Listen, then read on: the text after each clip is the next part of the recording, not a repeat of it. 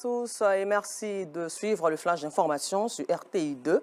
Aujourd'hui est jeudi et pour notre rubrique du jour, le portrait, nous irons à la rencontre d'une passionnée de l'entrepreneuriat. Et c'est dans l'élevage de la dinde qu'elle a trouvé son chemin.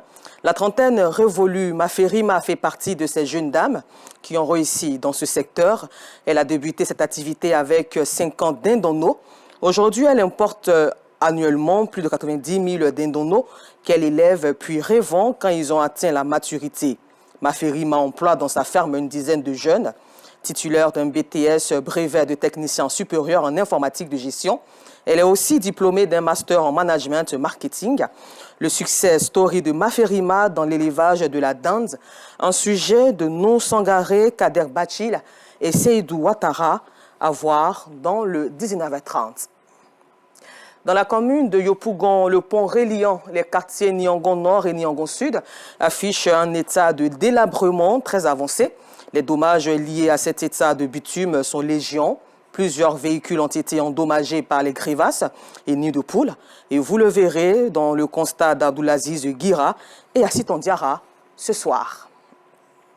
Dans le cadre de la promotion des droits fondamentaux des enfants, y compris ceux en conflit avec la loi, un atelier de réflexion sur la mise en œuvre effective du travail d'intérêt général pour les mineurs infracteurs s'est tenu à l'initiative de l'ONG Dignité et Droits pour les enfants en Côte d'Ivoire.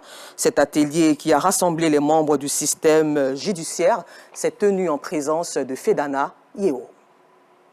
Les enfants d'aujourd'hui sont l'avenir de demain. Certains d'entre eux, malheureusement, posent des actes qui les conduisent parfois en prison. Pour leur donner des chances de se racheter et se réinsérer dans la société, l'ONG Dignité et Droits pour les enfants en Côte d'Ivoire et ses partenaires réfléchissent à développer des stratégies pour promouvoir efficacement le travail d'intérêt général comme alternative à l'incarcération pour les mineurs. La peine de tige, elle est importante. C'est une peine comme toute autre peine principale, mais elle s'exécute en milieu ouvert. La personne n'est pas enfermée dans un 4000 pour pouvoir exécuter cette peine.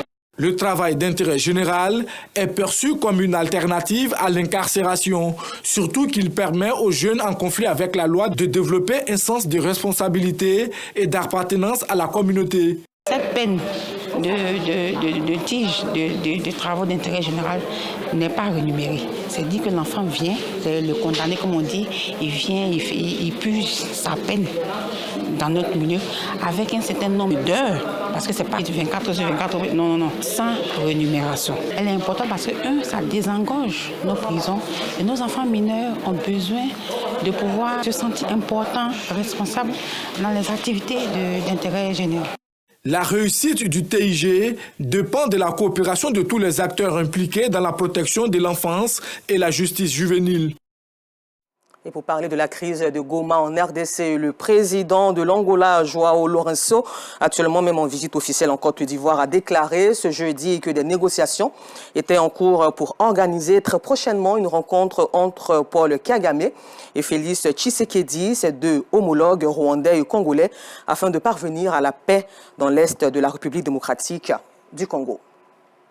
Et puis nous terminons ce flash d'information aux États-Unis d'Amérique où c'est un débat inédit qui se profile ce jeudi 27 juin sur la chaîne CNN.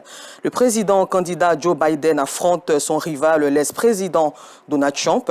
L'enjeu consiste à mobiliser les électeurs qui échappent à l'extrême polarisation de la vie politique américaine et que ce match retour rebute. Une nouvelle fois, ce scrutin pourrait se jouer à quelques dizaines de milliers de voix près dans une poignée d'États. Voilà, c'est tout. Merci et je vous donne rendez-vous à 19h30, toujours sur RTI 2, mais cette fois-ci pour le temps d'information complet.